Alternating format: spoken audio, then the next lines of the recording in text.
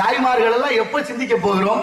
இலவசமா ஒண்ணு கொடுத்தா எனக்கும் கொடு, எங்க பக்கத்து வீட்டுக்கும் கொடு, எல்லாத்தையும் வாங்குறதுக்கு நம்ம தயாரா இருக்கோம். அது எதுவா இருந்தாலும் சரி. இந்த மகளிர் மன்றம்னு ஒண்ணு வந்துச்சு. நிறைய பேர் தற்கொலை பண்ணிக்கிற முயற்சி பண்ணிட்டாங்க. 30 ஆமாங்க.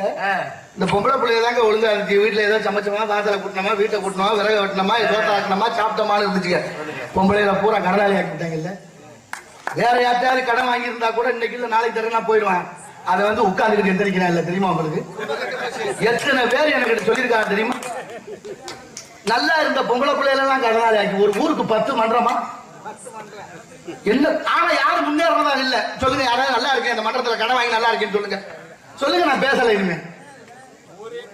அப்ப என்ன சொல்றது? நான் என்ன கொடுமை?